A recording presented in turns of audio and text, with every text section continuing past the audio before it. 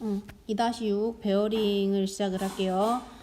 지금 오른쪽에 보면 베어링 안 찌른 번호라고 나와 있는데 우리가 사용하는 베어링은 쉽게 생각해서 가운데 그림을 보면 축하고 겉에 반원 모양에 되어 있는 게 원래는 다 차 있는 건데 걔가 베어링으로서 안쪽에 있는 축이 돌면 바깥쪽에 있는 베어링도 돌게 되고 끼워져 있는 이제 돌아가는 요소도 같이 회전을 할 수 있게 만든 중간 요소라고 생각을 하시면 됩니다. 거기 보면 베어링을 호칭에 대해서 제일 많이 나오는데 00은 따라 쓰세요. 10mm, 01은 12mm, 02는 15mm, 03은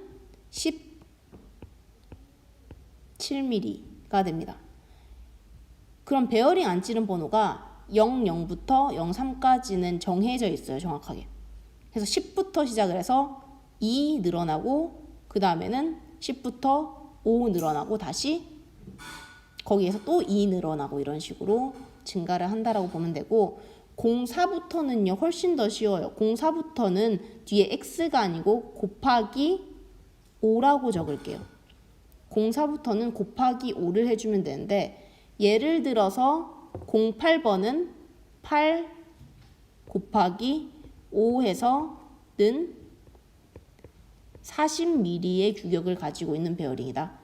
밑에 있는 10에다가 써볼게요. 10은 10 곱하기 5를 해서 몇 짜리? 50짜리 베어링이라는 것을 알 수 있습니다. 그리고 모양에 따라서도 분류를 할 수 있는데 밑에 가보면 얘는 무슨 베어링? 구름 베어링이라는 게 나와 있고 옆에는 미끄럼 베어링이 나와 있어요. 구름 베어링과 미끄럼 베어링의 차이는 지금 가운데에 롤러랑 볼이라는 게 이제 들어가 있으면서 가운데 끼어진 물체가 도는 걸 도와주면 구름 베어링이 되고 이 사이에 뭐가 끼어 있는 건 아니지만 오일이 가득 이렇게 차 있어 가지고 오일에 의해서 돌아가게 되는 것은 미끄럼 베어링이라고 이야기를 합니다. 그 구름 베어링 중에서도 가운데 볼이 끼어 있는 거를 맨 아래쪽에 있는 볼 베어링이라고 얘기를 해요. 이 볼 베어링의 명칭을 좀 살펴보면 바깥쪽에 있는 동그라미를 외륜, 안쪽에 있는 동그라미를 내륜이라고 부르고 가운데에 끼어 있는 애는 당연히 뭐라고 부르겠어요? 볼이라고 부르겠죠. 그리고 볼이 끼워져 있는 틀을 뭐라고 부르냐면 얘를 리테이너라고 부릅니다. 여기까지 됐나요? 자, 옆에 보면 미끄럼 베어링에 관한 문제는 뭐가 나오냐면 이 사이에다가 당연히 오일을 넣어줘야 되는데 오일을 넣는 방법에 따라서 미끄럼 베어링을 물어보곤 해요. 그럼 얘에 대해서 좀 쓸게요. 적하급유법이라는 게 있고 적하. 두 번째는 패드 급유법이라는 게 있어요. 패드. 세 번째는 오일링이라는 게 있습니다. 오일링. 적하급유법, 패드급유법, 오일링 급유법. 그럼 당연히 세 가지니까 나머지 한 가지는 이상한 걸 넣어놓고 문제를 물어보는 경우가 있겠죠. 그래서 이렇게 외우고 문제를 한번 가보도록 하겠습니다.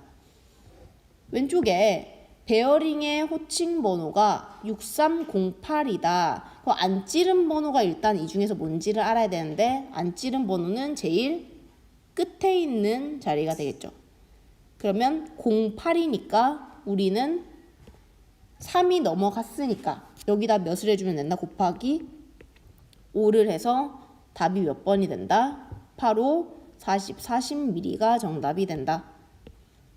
2번 문제에 구름 베어링 중에서 볼 베어링의 구성요소, 볼 베어링의 구성요소 4가지는 바깥에 있는 링인 외륜, 안에 있는 링인 내륜, 그 다음에 볼이 끼워져 있는 리테이너, 이렇게 4가지라고 얘기를 했었고 그 중에서 구성이 없는 것은 3번 니들이 되겠습니다. 3번 미끄럼 베어링의 윤활 방법이 아닌 것은 우리가 알고 있는 거는 적화, 패드, 오일링. 그래서 충격 구비법이라는 것은 없다. 이렇게 해서 베어링은 가장 기본적인 문제만 살펴보고 넘어가도록 할게요.